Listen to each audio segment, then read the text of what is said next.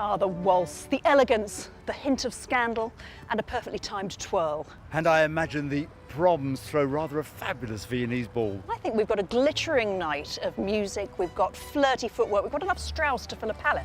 Well, Katie, allow me to waltz you to the Royal Albert Hall. You have a prom to present.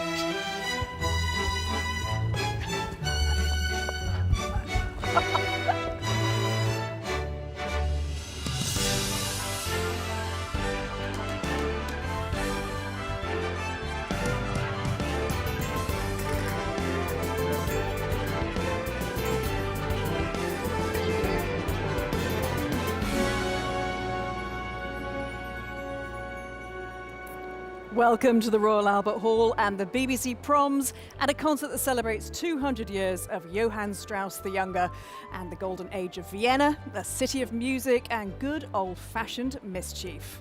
And talking of mischief, don't worry, the legend that is Anton Dubeg, who you glimpsed just now, will be making another understated appearance later on.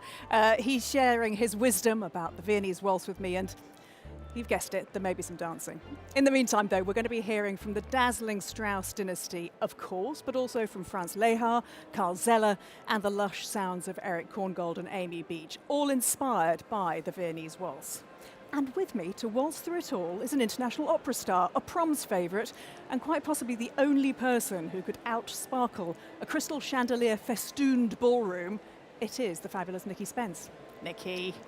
Here we are. I know. Now, come on, you have sung so many waltzes, you've sung operetta, you love this world. Why so much? It's the lighter touch, the fun, the fizz, the froth. Schubert and Chopin may have waltzed themselves, but actually it was Johann Strauss II that brought people to the dance floor. Do you know what? It really is going to be a glorious celebration of the waltz. All of them connected to Strauss the Younger in a way, aren't they? Tell us a bit about the world they inhabited, this Vienna, the Golden Age. Of course, well, it was a cultural hub. And Vienna had the likes of Wagner and Offenbach and Lehár, of course, hanging about, the real Champions League of composers. And they were all feeding off one another. And in the end, dance became the thing which lubricated so many talks for the Congress of Vienna. I mean, we talk about all those composers, but the Strausses, this sort of massive dynasty of talent, was at the heart of it. But it was Strauss the Younger, Johann Strauss the Younger, who made everybody famous. Yes, he eclipsed his father, who of course wrote the Radetzky March, and he was one of three brothers, all quite attractive if you Google them. But he really wrote some fantastic music which many very serious composers wish that they had written themselves. We're going to start today with the overture to the Fledermaus, a flamboyant way to start the prom. Just set the scene for us briefly. So imagine you're popping a cork. This is the famous story of the bat. We have intrigue, flirtation, misidentity, and bed hopping. Well, to conduct the overture to Johann Strauss the Younger's Fledermaus, the perfect opener to the perfect Viennese operetta, here comes Anna Maria Hudson.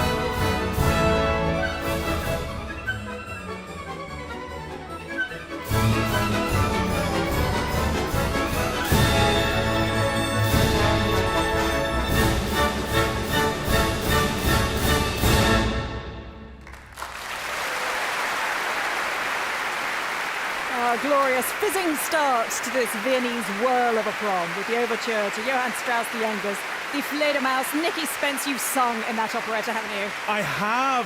I played Gabriel von Eisenstein, a philanderer, if you will. Typecast, I'm saying nothing. Here comes our glorious soloist, the American soprano Erin Morley. She's going to be singing the famous laughing song now from the Fledermaus.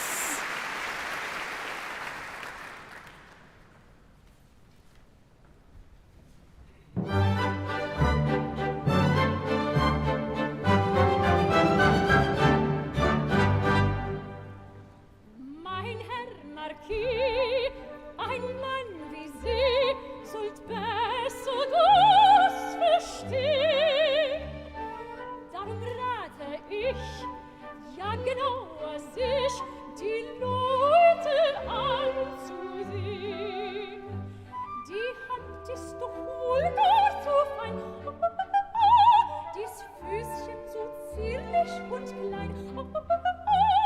Die Sprache, die ich führe, die Taille, die Tournee. Dergleichen finden Sie bei einer Zoophagie. Dergleichen finden Sie bei einer Zoophagie. Gestehen müssen Sie fürwahr, sehr komisch diese Wirkung war. Ja, sehr komisch ist die Sache. Drunter seien Sie, wenn ich lache.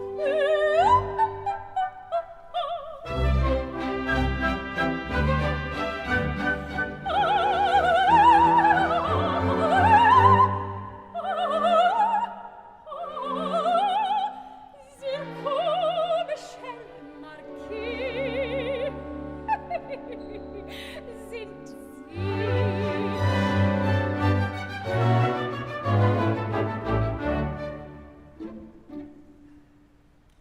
Mit dem Profil im Griechenstil beschenkte mich Natur.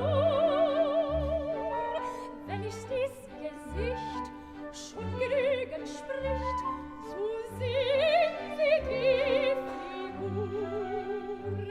Schaut durch die Lorgnette sie an, sich diese Toilette nur an. Mir scheint wohl die Liebe macht ihre Augen trübe. Der schöne Zauberbild hat ganz ihr Herz erfüllt. Der schöne Zauberbild hat ganz ihr Herz erfüllt. Nun sehen Sie überall, sehr komisch ist fürwahr ihr Fall. Ja, sehr komisch ist die Sache. Drunter seien Sie, wenn ich lache.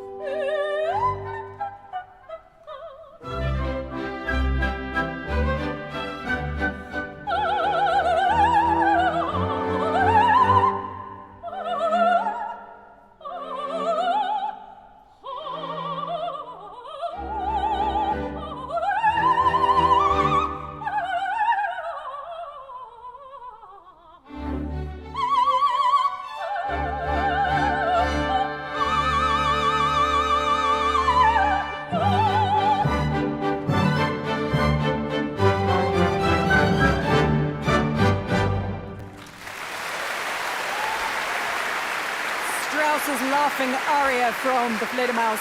Nicky Spence, Erin Morley, that was impressive stuff. Just like that, the cream of the crop.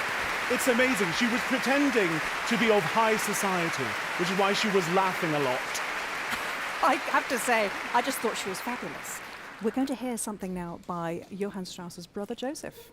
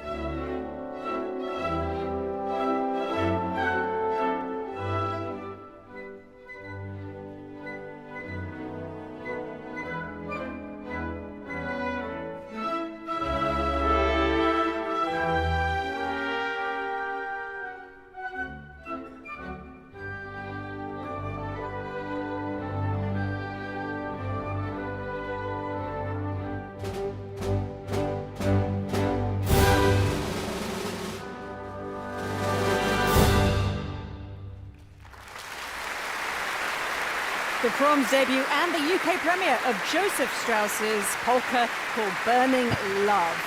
And his brother Johann said, you know, Joseph's the more gifted, I'm merely the more popular. Well, our soprano Erin Morley is going to be coming back on to whisk us off to 19th century Paris with an aria from Carmen's The Violet of Montmartre. This is high, Nikki, isn't it? Very high. Very high. She does impersonate a lark at one point and dispatches a top E. Good Lord. Yes.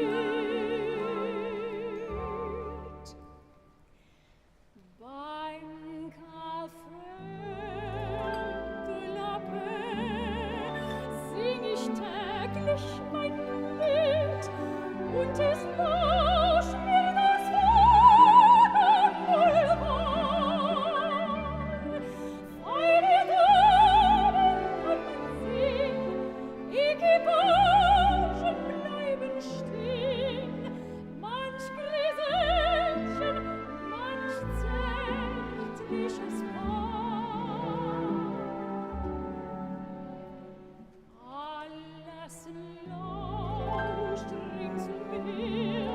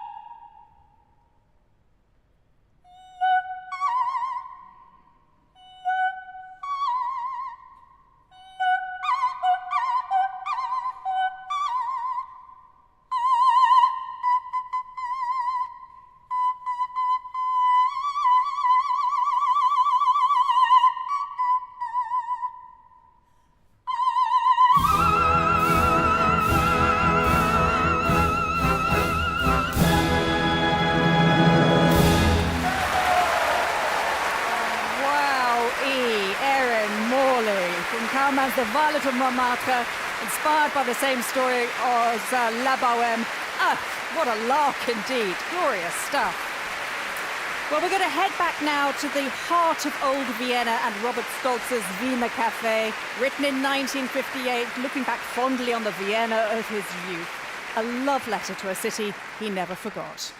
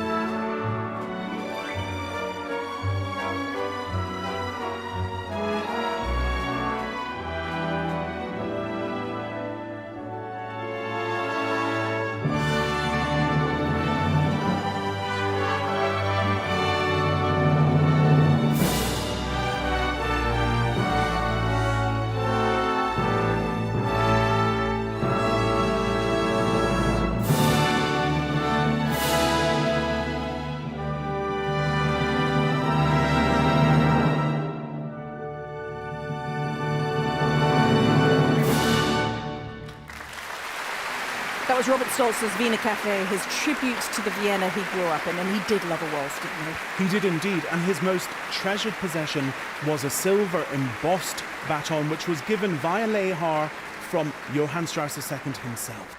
But now, though, we're going to get the Hollywood treatment to Strauss.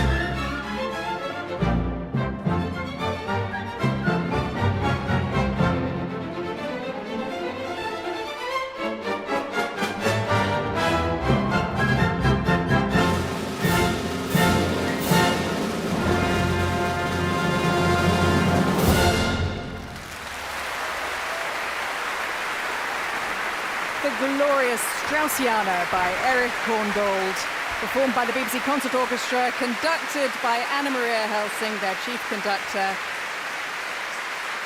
Gorgeous way to end the first half. Erich Korngold grew up in Vienna. He went on, of course, to become one of the great film composers of the golden age of Hollywood, but he adored Johann Strauss.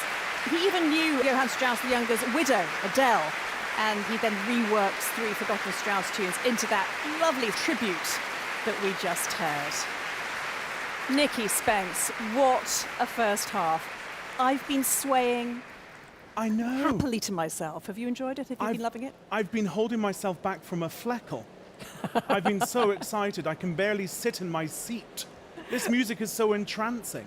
Now, you have sung everything, Nikki Spence, from Britten to Wagner.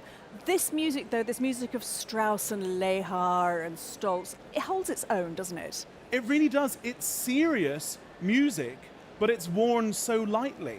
Yeah. And it's amazing that actually when it first started, it was seen as maybe too frothy for like the Musikverein in Vienna. But actually it was the endorsement of people like Wagner and Liszt who actually endorsed it and made it part of the everyday diet for the Viennese and anybody close by who fancied a waltz. I mean, Brahms himself even said he wished he'd written half of it. As a singer, it's not easy. I mean, you know that. Erin Morley, oh my goodness, how amazing is she? She's fantastic, and I think there's probably half a dozen parakeets making their way to the Royal Albert Hall now as she was communicating with them through song.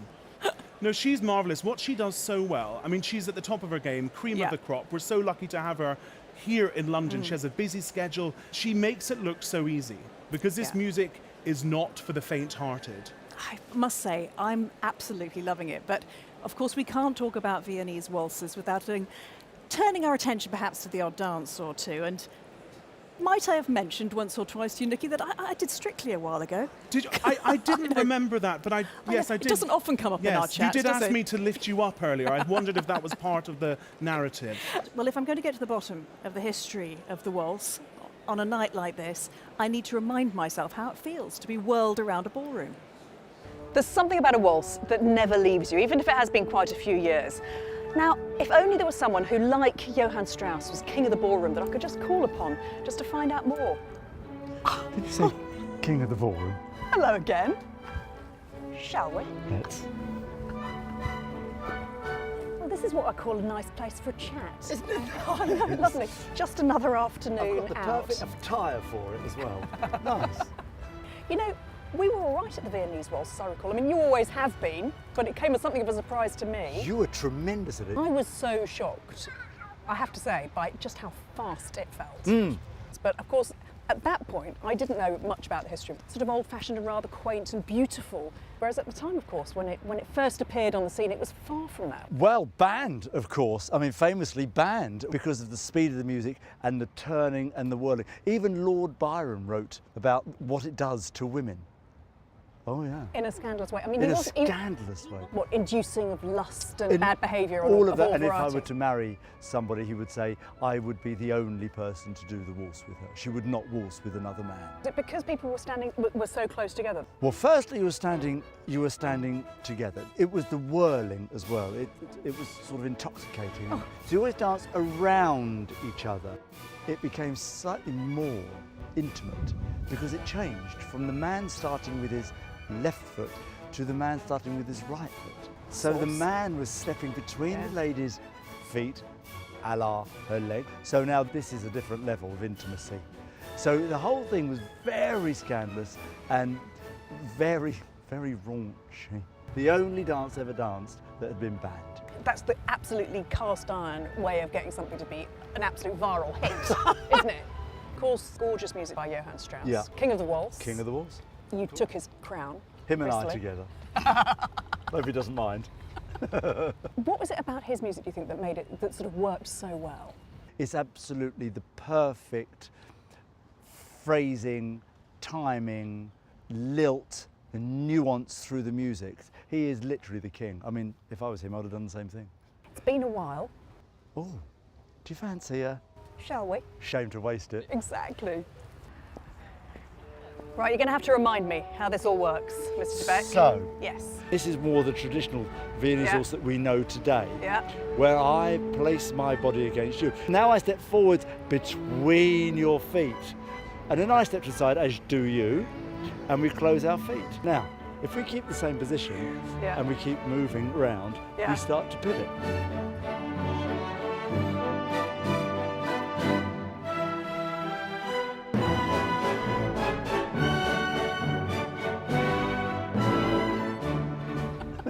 God, I'm inspired. We just couldn't resist. We couldn't No, resist. of course we couldn't. What a lovely frame you have, Katie. Same back at ya. You could hang many more clothes on mine. No, it's impossible not to dance though. Come on, we It's had to do it, infectious. didn't we? All Yeah? of this music, the way that it starts is like a coiled silken spring. We talked quite a lot about the scandal, Anton and I have to say it was genuinely quite shocking, and it became this enormous fashion, didn't it? Yes, people could not help but give in to the waltz. They had to build whole new buildings for this growing craze of people wanting to do the waltz. You can hear it as well, can't you? You can hear the sort of sense of enthusiasm, urgency, mischief, kind of just, and great fun in the music. Yes, I mean, every time we have this lovely, intoxicating flute melody or clarinet, that's about heartache. And then you have the brass band kicking in there, because so many of these composers were band leaders to begin with. Interesting. So you've got that papa with your lederhosen somewhere nearby, and then this wonderful, infectious percussion sparkling away that really gets you in the mood. You're going to bring lederhosen into this at some point, because of course it does come from a folk dance originally, doesn't it? Yes, like all good things, like the Highland Fling. The Ländler, though. But it is that original folk melodies that have come down the river into the glorious city, this beautiful old world of Vienna. I mean, I don't know. I'm very taken with it all, as you can probably tell. You are, and I am as well. I'm a willing participant in your enthusiasm. What are you looking forward to in the second half? I can't wait to hear the Amy Beach. Bal Masqué. Bal Masqué, yes, this is another love letter to the waltz, but she had a really original voice. And if we think of a female composer at that time, really peeping through, so much of her music was premiered when she was so young. But when she got married, she wasn't allowed to perform because she was a fantastic pianist. So instead, she took to composing. And then she really flourished and became the wonderful voice which is now having a renaissance and really having her time in the sun. Glorious stuff. We're going to kick off the second half now with a bittersweet overture from the king of operetta romance, Franz Lehár, back in Vienna, with The Land of Smiles, which premiered in 1929 and is a culture clash love story between a Chinese diplomat and a Viennese girl. And let's just say that she finds out very fast you can take the girl out of Vienna, but, well, you know the rest. Here comes Anna Maria Helsing to conduct the BBC Concert Orchestra in the second half of this Viennese waltz prom.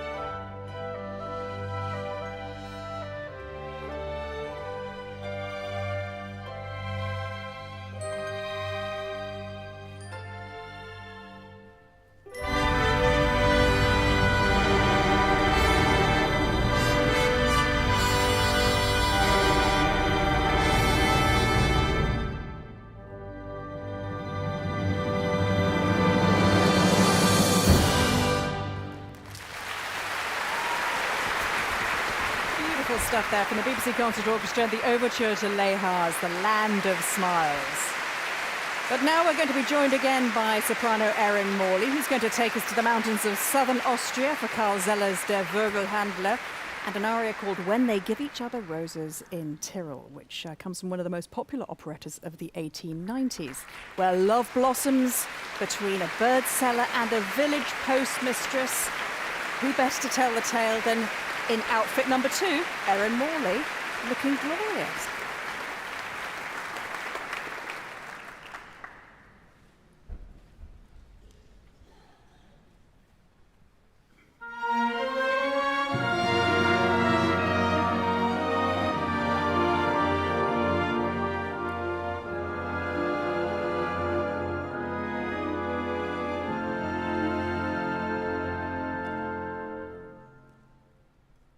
Schenkt man sich Rosen in Tirol, weiß man, was das bedeuten soll. Man schenkt die Rosen nicht allein,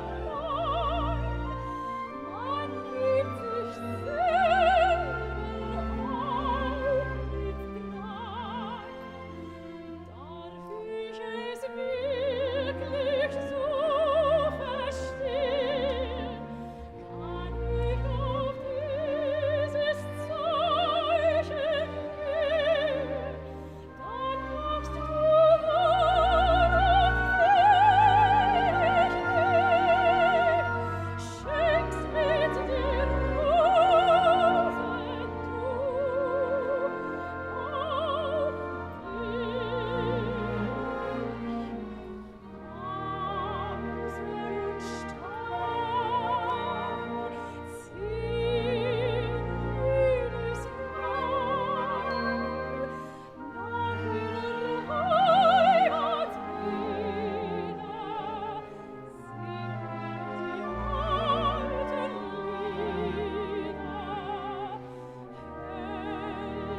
das Glück jetzt zurück. Wag es zu hoffen, denn in mir klingt's wie ein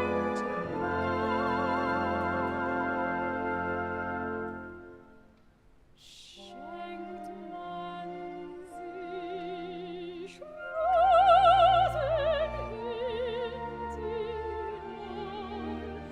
weiß man, was das bedeuten soll. Man schenkt die Rosen nicht allein, man gibt sich selber auch mit Gnade. Darf ich es wirklich so verstehen? Kann ich auf dieses Zeichen gehen? Dann magst du wahrhaft selig gehen. Schenkst mit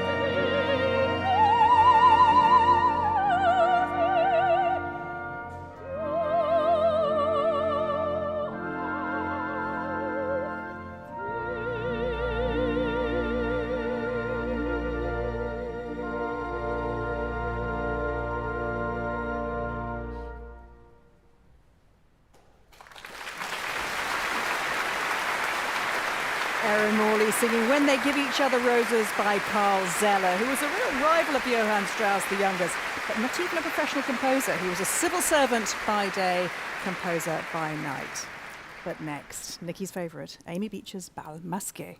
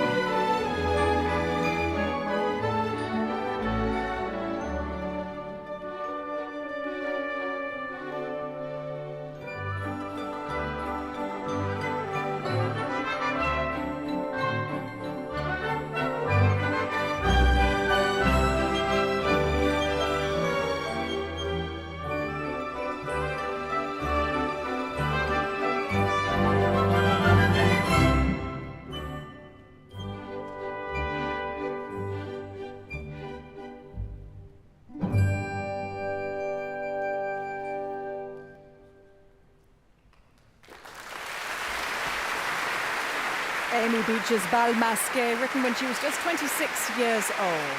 Beautiful piece of music. Next, we've got a sunny burst of operetta energy, Fröhliches Spiel, Happy Game, by the Viennese composer Nico Dostal, who used to work alongside Lehar and Stolz.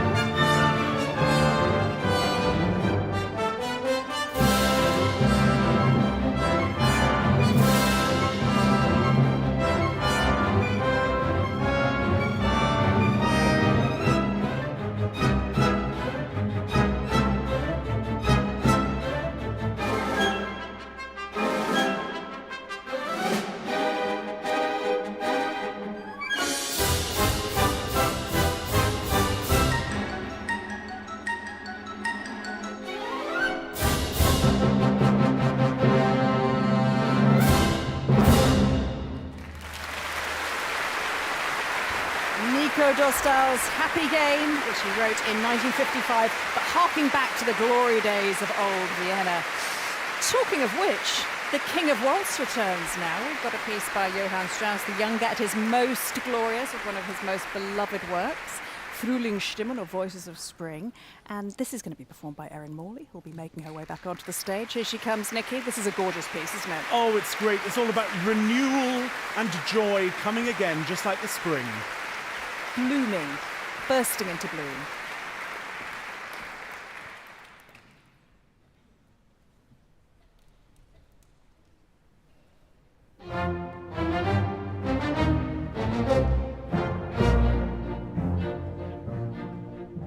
Die Läche im blaue Haar, es schwebt der Tag, weht so lang. Sein wonniger, milder Haar, lebt und küsst das Feld, die Au. Der Frühling in all der Pracht, ward,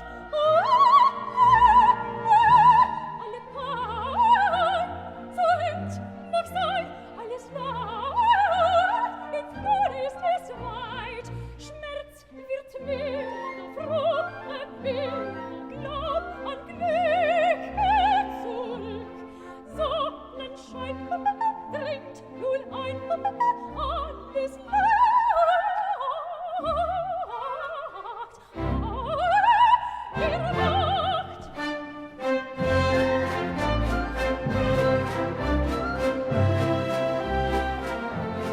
Sonnenschein dringt nun ein, alles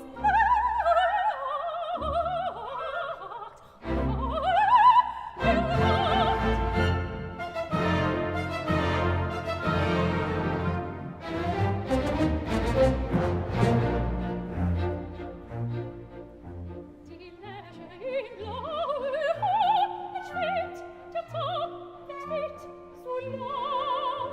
Sein wonniger, milder Haar, lebt und küsst das Feld, die Au. Der Frühling in all der Pracht, ward, alle Paar, so hübsch mag sein, alles lacht, in Flor ist es weit.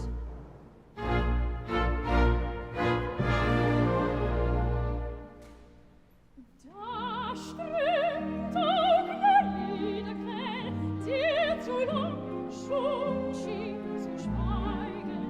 Klingen hört dort Feuerlein und hell, süße Stimmen aus den Zweigen.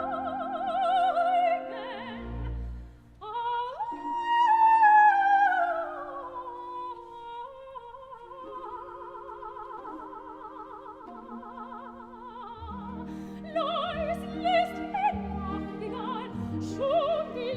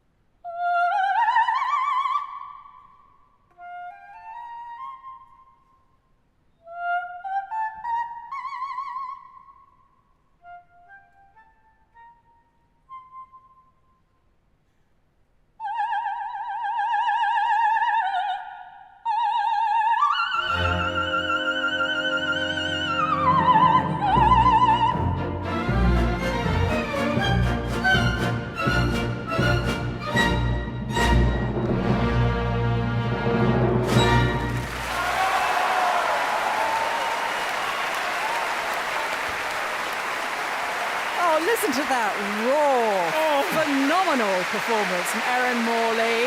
Amazing. Spontaneous applause halfway through for those high notes. I mean, That's what we like, and such ease. yes, he's glorious. I enjoyed that very much indeed. That was Spring Voices by Strauss, which is something of a Viennese New Year's Day concert staple. Well, talking of Strauss favourites at the Vienna New Year's Day concert, we have got perhaps the most famous piece of them all coming up. One of his biggest hits, The Blue Danube.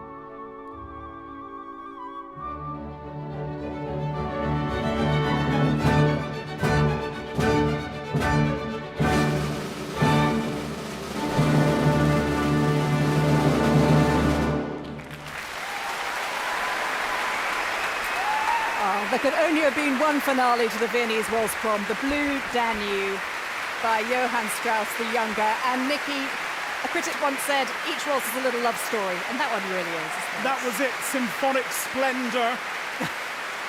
Indeed, there was. And you know what? That was Strauss's biggest hit, wasn't it? Of course, absolutely. Could you imagine being one of the Strauss family? It would be something to rival the Kardashians, surely.